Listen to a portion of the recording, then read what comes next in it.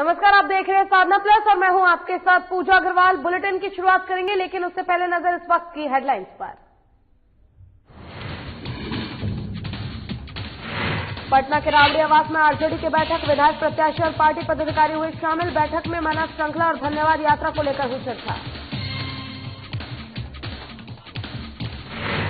पटना में आरजेडी की बैठक से पहले हाउस गार्ड और थाने की पुलिस के बीच झड़प, नेताओं और कार्यकर्ताओं को पुलिस ने हटाया। हाउस गार्ड के विरोध करने पर हुई नोकझोंक।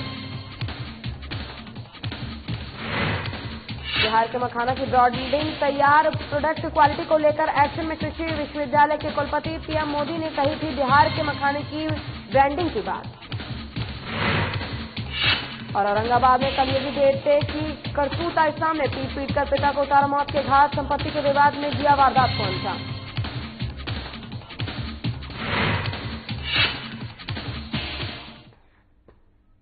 चलिए शुरुआत करेंगे खबरों से। पटना 10 सर्कुलर स्थित राबड़ी आवास में तेजस्वी की अध्यक्षता में आरजेडी की बैठक हो रही है, जिसमें विधायक, प्रत्याशी और पार्टी पदाधिकारी शामिल हुए हैं। इस बैठक में मानव श्रृंखला और धन्यवाद यात्रा को लेकर चर्चा होने की बात कही जा रही है। चलेगा और आप लोग तो देख ही रहे हैं कि कैसे आज पूरे राज्य में कानून व्यवस्था किस तरीके से चरमरा रखी है। बहुत सारी मुद्दे हैं, हम लोग उधर जाकर के अंदर बात करें। लेकिन तेजस्वी यादव से मिलने आए हुए अभ्यर्थियों को रोका जा रहा है, तमाम लोगों को रोका जा रहा है।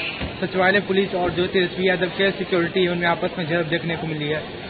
देखिए, पहले हम लोग बैठक कर लेते हैं। बैठक का एक तरीका होता है, एक नियम होता है, एक कानून होता है। पहले बैठक हम लोग कर लेते हैं। तो हटाइए इस कानून को, इसकी कानून की जरूरत नहीं है।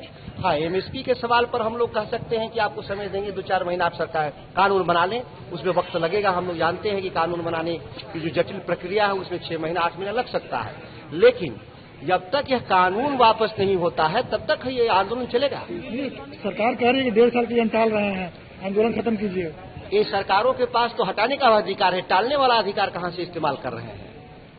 हम लोग टालने की मांग भी तो नहीं किए हैं। सुप्रीम कोर्ट ने कहा था सरकार से कि अगर इसको टाल सकते हैं तो टालिए। सुप्रीम कोर्ट की बात को तो सरकार ने सुना नहीं। यह तो जन दबाव है पूरे देश के किसानों का, जिस दबाव में सरकार झुकने का काम कर रही है।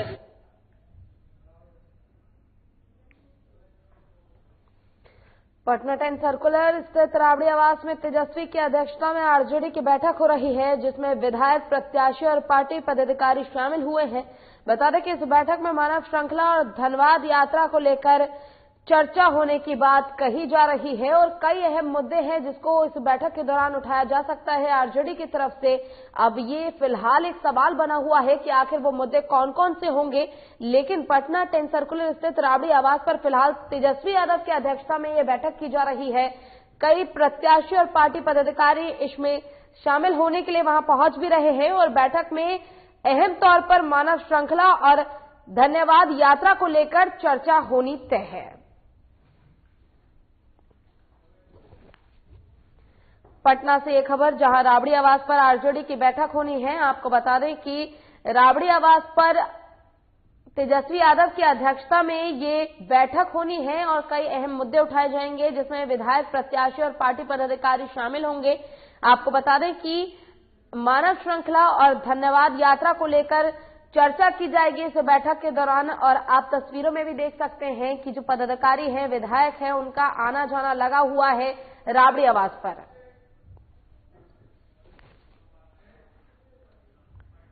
और इसी पर अधिक जानकारी के साथ पटना से हमारे वरिष्ठ संवाददाता अभिषेक हमारे साथ फोन लाइन पर जुड़ गए हैं। अभिषेक, तेजस्वी यादव की अध्यक्षता में ये एक बैठक की जा रही है राबड़ी आवास पर, इसको लेकर पूरी जानकारी क्या है? आखिर कौन कौन से वो अहम मुद्दे हैं जो इस दौरान बैठक में उठाए जा सकते हैं? जी बिल्कुल, आज राबड़ी आवास में तेजस्वी यादव के अध्यक्षता में बैठक हो रही है, जिसमें राजद विधायक दल के जितने भी तमाम नेता हैं, कार्यकर्ता हैं, सभी मौजूद हैं। बैठक चल रही है। बैठक के बाद 3:30 बजे प्रेस कॉन्फ्रेंस होगी। उसके बाद मीडिया को संबोधित करेंगे जो नेता प्रतिपक्ष तेजस्वी यादव हैं। ऐसा कयास लगाया जा रहा है कि इस बैठक में मुख्य रूप से किसान आंदोलन से जुड़ी हुई बातों पर चर्चा होगी। साथ ही आने वाले बजट सत्र को लेकर जो पार्टी की रणनीति है उस पर चर्चा होगी कि पार्टी जो है बजट सत्र में राजद की ओर से किन किन बिंदुओं पे सवाल उठाया जा सकता है। बस कुछ ही देर में प्रेस कॉन्फ्रेंस होने वाली है, उसके बाद बैठक में क्या हुआ, किन किन बिंदुओं पर चर्चा हुई, इस बात की जानकारी दी जाएगी। जी अभिषेक, जिस प्रकार आपने बताया कि कुछ ही देर में प्रेस कॉन्फ्रेंस किया जाएगा और इस चीज का चर्चा जिस मुद्दे को लेकर होगी उसका खुलासा किया जाएगा, लेकिन ऐसे में क्या आपने वहां आसपास जानने की कोशिश की है किसी से कि कृषि कानून के अलावा और कौन से वो अहम मुद्दे हो सकते हैं जिन्हें गहनता से उठाया जाएगा? क्योंकि जैसा आपने जिक्र किया, बजट सत्र को लेकर भी अभी हाल ही में आरजेडी यानी कि तेजस्वी की तरफ से बयान आया था, सरकार को लेकर उन्होंने निशाना साधा था, तो ऐसे में क्या इसको लेकर कोई कयास लगाए जा रहे हैं? जी बिल्कुल, इस तरह की बातें सामने आ रही हैं कि बजट सत्र में सरकार को घेरने की रणनीति बना रही है राजद। इस बैठक के तहत जो तमाम मुद्दे हैं जो बिहार में अभी चरम पे हैं, उन मुद्दों को जो है राजद के द्वारा उठाया जाएगा। खासकर जो नियोजित शिक्षकों का मामला है, इस मामले को सदन में उठाया जाएगा। साथ ही जो कृषि बिल को लेकर किसानों के साथ जो टैक्स के माध्यम से जो धान बेचे जाते हैं, उनका सही बिक्री नहीं हो रहा है, सरकार नहीं खरीद रही है, इन सब मुद्दों को भी उठाया जाएगा। और साथ ही कई तरह के मामले हैं जो मौजूदा अभी सरकार गठन के बाद जो सामने आए हैं, जो आप लॉ एंड ऑर्डर से जुड़े हुए सवाल को भी राजद उठाएगी। खासकर कानून व्यवस्था जो बिल्कुल चरमरा गई है बिहार में, उसको लेकर भी राजद के नेता जो है मौजूदा सरकार को सदन में घेरने की प्लानिंग बना रहे हैं। बस कुछ ही देर में प्रेस कॉन्फ्रेंस होने वाली है, इसके बाद यह स्पष्ट हो जाएगा कि आखिर किन किन बिंदुओं पर चर्चा हुई है। जी अभिषेक, जिस प्रकार आपने बताया कि बजट सत्र को लेकर, कृषि कानून को लेकर इस बैठक के दौरान चर्चा होनी है। अब 3 बजे का इंतजार है जब खुद तेजस्वी यादव प्रेस कॉन्फ्रेंस करेंगे। और आपका बहुत बहुत शुक्रिया तमाम जानकारी के लिए अभिषेक। चलिए रुक करेंगे अगली खबर की ओर। पूर्व मुख्यमंत्री राबड़ी देवी के 10 सर्कुलर स्थित आवास के बाहर हाउस गार्ड और सचिवालय थाने की पुलिस के बीच झड़प हो गई। ये झड़प राबड़ी आवास पर तैनात हाउस गार्ड और सचिवालय थाने की पुलिस के बीच हुई है। आपको बता दें कि तब हुई जब राबड़ी देवी और नेता प्रतिपक्ष तेजस्वी यादव से मिलने वाले लोग सचिवालय पहुंचे और पुलिस ने सर्कुलर रोड से हटाना शुरू किया। दरअसल आज आरजेडी के नेताओं की महत्वपूर्ण बैठक राबड़ी देवी के सरकारी आवास पर बुलाई गई है। बैठक में शामिल होने के लिए बड़ी तादाद में आरजेडी के नेता और कार्यकर्ता 10 सर्कुलर पहुंचे हैं, लेकिन सर्कुलर रोड पर गश्ती कर रही सचिवालय थाने की पुलिस ने आरजेडी नेताओं और कार्यकर्ताओं को वहां से हटाना शुरू कर दिया, जिसके बाद पूर्व मुख्यमंत्री के हाउस गार्ड ने आपत्ति जताई है और यही से बात बिगड़ती चली गई और विवाद बढ़ गया। देखिए, कल का जो घटना है, जिस तरह से रोकने का कार्रवाई इन लोगों ने किया है, तो निश्चित रूप से गलत है। क्योंकि जब नेता प्रतिपक्ष हैं तो इनके बाद इनसे मिलने के लिए बिहार के जितने भी पीड़ित लोग हैं, फरियादी हैं, वो आएंगे और सरकार के जो गलत नीति है, गलत कार्यक्रम है, गलत काम है, उसके बारे में इनको बताने के लिए आएंगे। इसके लिए यदि कोई पुलिसकर्मी इनसे मिलने के लिए रोकता है तो दैट इज वेरी रॉन्ग। इसकी जितनी भी निंदा की जाए कम है और हम समझते हैं यहाँ के पुलिस महानिदेशक को अविलंब संज्ञान लेना चाहिए। ऐसे पुलिसकर्मी पर अविलंब कार्रवाई करनी। और प्रधानमंत्री नरेंद्र मोदी ने बिहार के मखाने की ब्रांडिंग की बात कही थी। जल्द ही बिहार के मखाना उत्पादकों का ये सपना पूरा होने वाला है। पुणे पहुंचे बिहार कृषि विश्वविद्यालय सबौर के कुलपति राजेंद्र सहाने ने कहा है कि उन लोगों ने मखाने के जीआई के लिए अप्लाई किया है। जल्द ही सभी प्रक्रिया पूरी कर जर्नल में ये प्रकाशित किया जाएगा। इसके अलावा वे पटना में मखाना पर इंटरनेशनल कॉन्फ्रेंस की कराना चाहते हैं और उन्होंने कहा है कि अभी बिहार के मखाना का पूना में प्रोसेसिंग हो रही है और उम्मीद है कि कुछ दिनों बाद बिहार में ही मखाना प्रोसेसिंग का काम शुरू हो जाएगा। इससे मिथिलांचल, कोसी और सीमांचल के मखाना उत्पादक 8 जिले के किसानों का काफी फायदा होगा। कुलपति आर.के. सोहाने ने पूर्णिया के भोला पासवान शास्त्री कृषि कॉलेज में आयोजित 5 दिवसीय मखाना प्रशिक्षण कार्यक्रम में मखाना उत्पाद किसानों को प्रमाण पत्र दिया। लोकल फॉर वोकल, उन्होंने उसमें भी नाम लिया कि मखाना बिहार की पहचान है और विशेषकर हमारा पूर्णिया कमिश्नरी है और दरभंगा कमिश्नरी है, ये अपनी एक अलग महत्व रखता है और इसीलिए हम लोगों ने एक बहुत ही महती योजना शुरू की है। एक हमारे जो आकांक्षी डिस्ट्रिक्ट हैं उनमें हम लोग पहले से बायोटेक किसान हब योजना के अंतर्गत मखाना को बढ़ावा दे रहे थे और हम लोगों ने उसमें ये भी प्रयास किया था कि हम हमारे जो ग्रोवर्स हैं उनको क्या क्या प्रॉब्लम्स आ रही हैं, उनके लिए रिसर्च एंड डेवलपमेंट भी हो। और दूसरा फिर हम लोगों ने उसके उसमें हमारे लिमिटेड डिस्ट्रिक्ट थे 3, तो फिर हम लोगों ने बिहार सरकार को राष्ट्रीय बागवानी मिशन के तहत मखाना विकास योजना के तहत और गुमला के जारी थाना क्षेत्र में पुलिस ने एक 50 साल के व्यक्ति का शव बरामद किया है। शव की पहचान गुर्दा कोना निवासी नेहरू कोरबा के रूप में की गई है। जांच के बाद पुलिस ने हत्यारोपी को गिरफ्तार कर लिया है। हत्या आरोपी रमेश कोरबा और जगदीश कोरबा ने अपना गुनाह कबूल कर लिया है। पुलिस दोनों आरोपियों से पूछताछ कर रही है।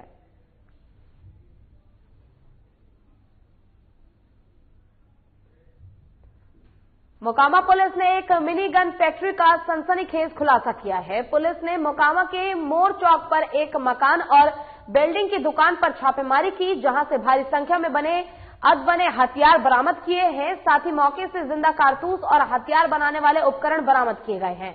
पुलिस ने गुप्त सूचना के आधार पर छापेमारी को अंजाम दिया है।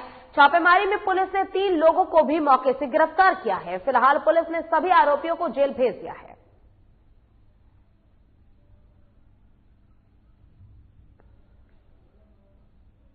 और आपको बता दें कि मोकामा की एक खबर जहां भारी मात्रा में अवैध हथियार बरामद किए गए हैं। आपको बता दें कि मिनी फैक्ट्री का खुलासा पुलिस ने किया है। गुप्त सूचना के आधार पर यह छापेमारी की गई, जिसमें बने और अधबने हथियारों को पुलिस ने बरामद किया है। जिंदा कारतूस भी भारी मात्रा में वहां से बरामद किया गया है और कुछ लोगों को भी इस दौरान पुलिस ने वहां से गिरफ्तार किया है।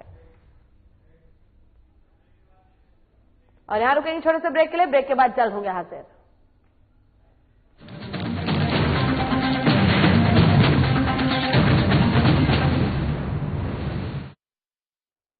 मैं हेमंत सोरेन सत्यनिष्ठा से प्रतिज्ञान करता हूं कि मैं विधि द्वारा स्थापित भारत के संविधान के प्रति सच्ची श्रद्धा और निष्ठा रखूंगा। शपथ ग्रहण के कुछ घंटे बाद ही मंत्रिपरिषद की बैठक और जिस पत्थलगड़ी ने राज्य को अशांत कर रखा था उसका समाधान हुआ। हजारों ग्रामीणों पर दर्ज प्राथमिकी वापस लेने का आदेश जारी। महिलाओं के खिलाफ हुए अपराध की त्वरित सुनवाई के लिए 22 फास्ट ट्रैक कोर्ट के गठन को मंजूरी। गरीबों के असाध्य रोगों के बेहतर इलाज हेतु 5 लाख तक की सरकारी मदद को अमली जामा पहनाया गया। जरूरतमंदों को भोजन उपलब्ध कराने के लिए 6595 मुख्यमंत्री दीदी किचन, मुख्यमंत्री विशेष किचन, 1300 दाल भात केंद्र, राज्य भर के अस्पतालों में isolation ward, Covid ward, oxygen युक्त बेड, आईसीयू, वेंटिलेटर और संक्रमण के जांच की व्यवस्था हुई। अब जरूरत थी प्रवासी श्रमिकों को वापस लाने की। देश में सबसे पहले यहीं से पहल हुई और 484 श्रमिक एयरलिफ्ट 8.50 लाख श्रमिक भाइयों को श्रमिक स्पेशल ट्रेन से वापस लाया गया। 25 करोड़ मानव दिवस का सृजन एवं 20,000 करोड़ पारिश्रमिक देने के लक्ष्य के साथ योजना लागू की गई। श्रमिकों की मेहनत को सम्मान प्राप्ति के लिए बीआरओ से एमओयू हुआ और देश की सीमा पर सड़क निर्माण में संलग्न हुए। झारखंड की भावना को प्रतिबिंबित करने वाले राज्य के नए प्रतीक चिन्ह का अनावरण हुआ। महिला सशक्तिकरण की दिशा में फूलो झानो आशीर्वाद योजना के जरिए शराब हड़िया के निर्माण और बिक्री में शामिल महिलाएं अपने जीवन में बदलाव की प्रेरक कहानियां कर रही हैं। 26,000 सखी मंडल की बहनों को बैंक लिंकेज के माध्यम से 370 करोड़ एवं 111 कुशल नर्स को देश के बड़े अस्पतालों में नियुक्त किया गया। इस कड़ी को और सशक्त करते हुए 22 युवतियों को कपड़ा उद्योग में नौकरी दी गई। खेल के क्षेत्र में विश्व भर में परचम लहराने वाले झारखंड को 20 साल बाद 24 जिला खेल पदाधिकारी मिले, उनकी नियुक्ति सुनिश्चित हुई। इस तरह झारखंड अपने सीमित संसाधनों के साथ विकास के सभी सोपान तय कर रहा है ताकि राज्य की समृद्धि एवं समावेशी विकास की परिकल्पना को साकार किया जा सके।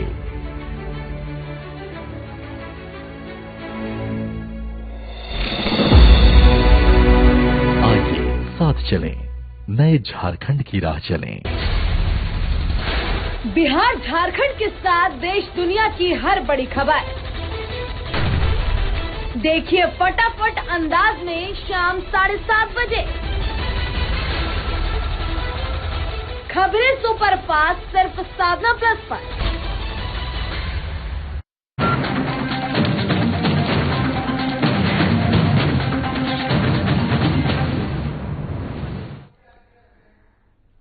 और ब्रेक के बाद एक बार फिर से स्वागत है आपका। रुख करेंगे खबरों की ओर। बता दें कि देश के आईपीएस अधिकारी ने कृष्ण प्रकाश ने एक बड़ी उपलब्धि अपने नाम हासिल की है और उन्होंने विश्व भर में भारत का नाम ऊंचा किया है। वर्ल्ड बुक ऑफ रिकॉर्ड में बतौर आयरन मैन के नाम से दर्ज कराने वालों को भारतीय सशस्त्र बल के पहले ऑफिसर ही नहीं बल्कि देश के पहले सरकारी कर्मचारी भी हैं। बता दें कि आईपीएस कृष्ण प्रकाश ने 2017 में दुनिया की सबसे कठिन एक दिवसीय खेल प्रतियोगिता आयरन मैन ट्रायलथॉन को लेकर ये नाम दर्ज किया है। और आपको बता दें कि मूल रूप से कृष्ण प्रकाश झारखंड के हजारीबाग के रहने वाले हैं। बुधवार को सुबह आईपीएस अफसर कृष्ण प्रकाश ने अपने ट्विटर अकाउंट पर वर्ल्ड बुक ऑफ रिकॉर्ड में इस खिताब को हासिल करने की जानकारी लोगों के साथ शेयर की।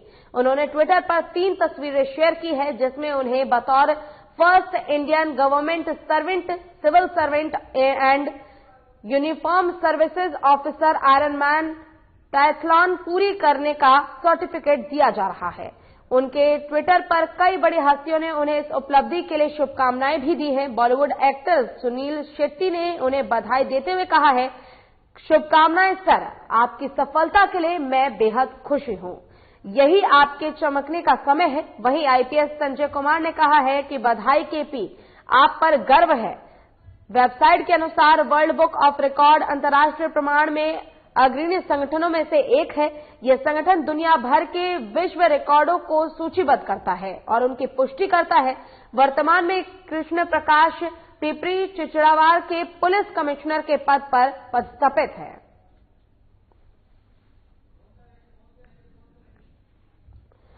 और देश के पहले आईपीएस अधिकारी कृष्ण प्रकाश ने ये बड़ी उपलब्धि अपने नाम की है। आपको बता दें कि उन्होंने वर्ल्ड बुक ऑफ रिकॉर्ड में बतौर आयरन मैन के नाम से अपना नाम दर्ज कराया है। भारतीय सशस्त्र बल के पहले ऑफिसर ही नहीं बल्कि देश के पहले सरकारी कर्मचारी भी हैं। और बता दें कि आईपीएस कृष्ण प्रकाश ने 2017 में दुनिया की सबसे कठिन एक दिवसीय खेल प्रतियोगिता आयरन मैन ट्रायलथॉन को पूरा किया था।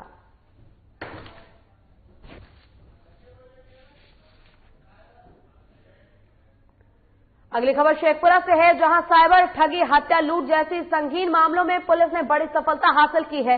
पुलिस ने छापेमारी के दौरान 5 शातिर बदमाशों को गिरफ्तार किया है। मामले की जानकारी एसपी कार्तिकेय शर्मा ने प्रेस वार्ता कर दी है। और बता दें कि गिरफ्तार आरोपियों के पास से 1 देसी कट्टा, 2 जिंदा कारतूस और 4 मोबाइल बरामद किए गए हैं। पुलिस ने आरोपियों को जेल भी भेज दिया है।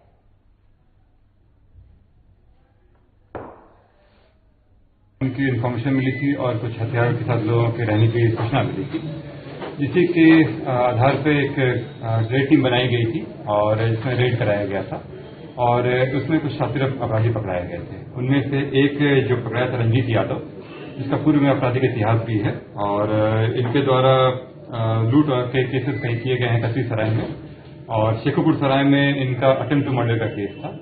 इनके पास से 1 देसी पिस्टल और 2 गोली मिले हैं और साथ में 4 मोबाइल मिले हैं। 2 गोली मिली है और साथ में कुछ एटीएम कार्ड, मोबाइल फोन बहुत सारे और साथ ही में जो इनका डॉक्यूमेंट नहीं है उसमें एक स्कॉर्पियो पकड़ाया है और एक मोटरसाइकिल है।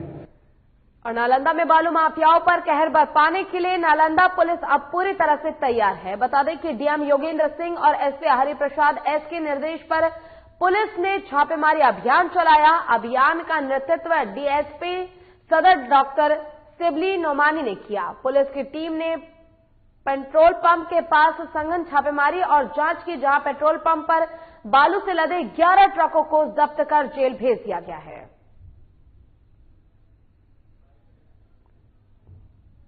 बालू लदे ट्रैक्टर्स यहाँ पाए गए हैं और जो पेट्रोल पंप के जो मैनेजर हैं उनसे हमने पूछा कि कुछ संतोषपूर्ण जवाब नहीं दे पा रहे हैं।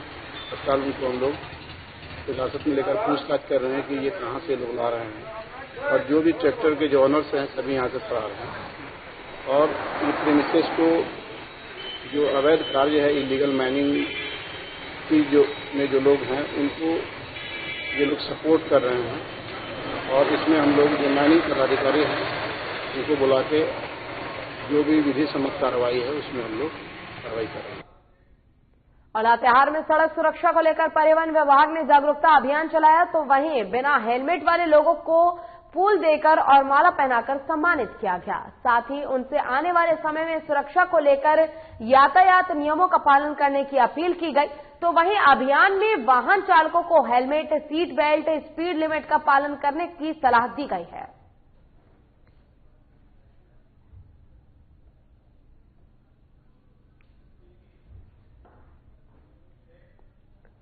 और बख्तियारपुर में सड़क और रेलवे स्टेशन पर घने कोहरे का असर देखने को मिल रहा है, जिसका असर ट्रेनों पर भी देखा जा रहा है।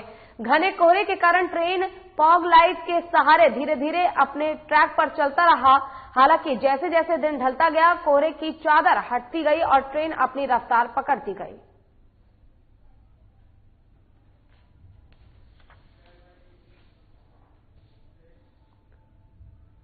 एक तरफ जहां उपद्रवी सदर थाने में तोड़फोड़ कर रहे हैं, तो वहीं दूसरी तरफ मधेपुरा के स्टेशन चौक के एक थोक किराना व्यवसाय की दुकान में 2 बाइक पर सवार 6 हथियारबंद अपराधी लूट की बड़ी वारदात को अंजाम दे रहे थे। मधेपुरा में बेखौफ अपराधियों ने हथियार के बल पर आलू प्याज के थोक विक्रेताओं की दुकान से 3 से 4 लाख रुपए लूट लिए। वहीं लूट की सारी वारदात सीसीटीवी कैमरे में भी कैद हो गई। इस दौरान पुलिस पर जमकर पत्थरबाजी भी की गई, जिसमें एक पुलिस पदाधिकारी सहित 5 पुलिसकर्मी घायल भी हुए हैं। इसी को लेकर एक निजी कोचिंग संचालक आरपी यादव की बाइक को जांच के लिए रोका गया, जिसके बाद कोचिंग संचालक और पुलिस के बीच तीखी नोकझोंक हो गई। पुलिस ने कोचिंग संचालक की बाइक को जब्त कर लिया है, जिसके बाद आरपी यादव ने सोशल साइट के जरिए लोगों को उकसाया। घटना की सूचना मिलते ही एसपी योगेंद्र कुमार सदर थाना पहुंचे और स्थिति का जायजा लिया।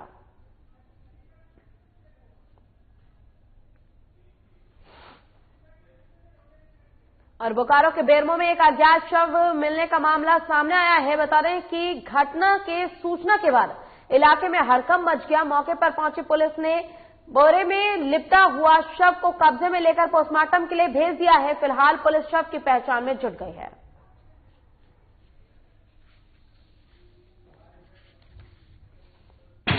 आज करीब 9 बजे सुबह में सूचना मिली कि एक अज्ञात शव करगली गेट बेरमो सिम रोड के दक्षिण में रेलवे पटरी के नजदीक में खाड़ी के नजदीक एक बोरा में बंद करके एक शव पाया गया।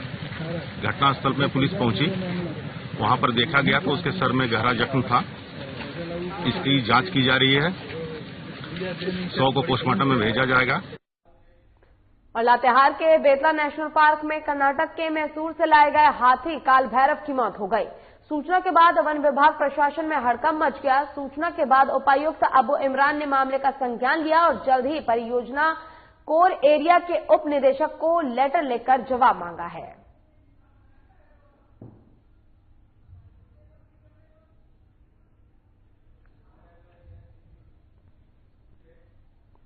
सड़क सुरक्षा को लेकर जिला परिवहन पदाधिकारी फिलिब्यू वायरल वाहन शोरूम पहुंचे, जहां जिला परिवहन पदाधिकारी ने सड़क सुरक्षा को लेकर सभी नियमों को वाहन शोरूम मालिक को बताया। उन्होंने कहा कि वाहन बेचने के क्रम में खरीदारों को सड़क सुरक्षा नियमों को बताए, साथ ही ड्राइविंग लाइसेंस, हेलमेट, अन्य नियमों को बताते हुए वाहन खरीदारों को दे। जिला परिवहन पदाधिकारी ने शोरूम मालिक को कहा कि वाहन में नंबर प्लेट में बारकोड लगा दिया जाए और उन्होंने कहा कि सड़क सुरक्षा नियमों को पालन करने के लिए जागरूक कर रहे हैं, जिससे वाहन चलाते समय आप भी सुरक्षित रहे और लोगों को भी सुरक्षित रखा जा सके। नियमों का पालन नहीं करने पर सख्ती से कार्रवाई की जाएगी। जो भी वाहन का निबंधन हो रहा है, पहले तो साधारण नंबर प्लेट, रजिस्ट्रेशन प्लेट होता था। अब जो है कि सेंट्रल गवर्नमेंट का नोटिफिकेशन के आधार पर अब जो भी नई गाड़ी आ रही है उसमें हाई सिक्योरिटी रजिस्ट्रेशन प्लेट लगाया जाना है। ठीक है, बिना हाई सिक्योरिटी रजिस्ट्रेशन प्लेट का कोई भी गाड़ी को डीलर को उसको नहीं देना है। और बांका जिले में एक बार फिर गोलीबारी की वारदात सामने आई है। यहां अमरपुर थाना क्षेत्र के मैघुआ बाचनी गांव में आपसी विवाद हो गया, जिसमें एक शख्स को गोली मारकर जख्मी कर दिया गया। तो वहीं घटना के बाद इलाके में हड़कंप मच गया। जख्मी शख्स का नाम पवन बताया जा रहा है, जिसका रेफरल अस्पताल में इलाज चल रहा है। फिलहाल पुलिस मामले की तफ्तीश में जुट गई है।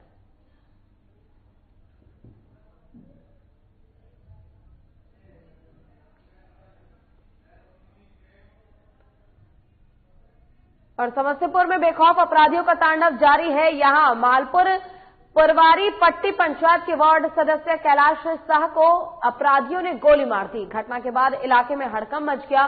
तो वहीं गोली लगने से वार्ड सदस्य की मौके पर ही मौत हो गई। मौके पर पहुंची पुलिस ने शव को पोस्टमार्टम के लिए भेज दिया है। बता दें कि इससे पहले उजियारपुर दवा व्यवसायी गोली मारकर हत्या की गई थी और गोलीकांड को अभी 24 घंटे पूरे भी नहीं हुए हैं, जिसके बाद एक बार फिर अपराधियों ने दूसरी वारदात को अंजाम दिया है।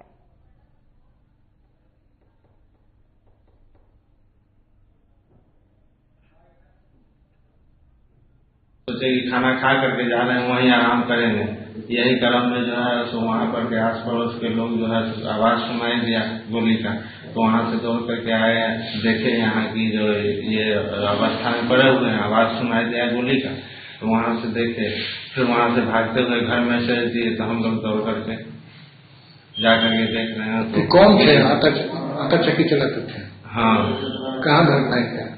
मालपुर हुआ, दर्शन साहब मालपुर। और बिहार के कटिहार के सदर अस्पताल में लचर व्यवस्था पर अब कटिहार पुलिस भी बेबस नजर आ रही है। मामला कटिहार में दुष्कर्म के बाद जांच करवाने पहुंची पीड़िता के साथ साथ पुलिस भी 48 घंटे से अस्पताल का चक्कर काट रही है। सदर अस्पताल पीड़िता के साथ आए पुलिस पदाधिकारी अनिल पासवान ने बताया कि शिकायत 14 जनवरी को दर्ज हुई थी, जिसमें पुलिस ने एक आरोपी को गिरफ्तार कर जेल भी भेज दिया है। उसके बाद पीड़िता का मेडिकल कराने के लिए पुलिस सदर अस्पताल के चक्कर काट रही है। फिलहाल मामले में अस्पताल प्रबंधक कुछ भी कहने से बचते दिखाई दे रहे हैं।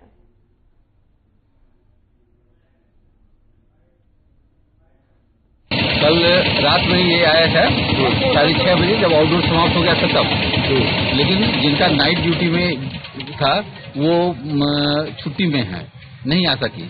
तो जो जीओसी थे उनको कॉल किया गया, जीओसी जब तक आई तब तक ये लोग यहाँ से चले गए थे। ठंड बहुत अधिक थी, बोले कि रुके नहीं।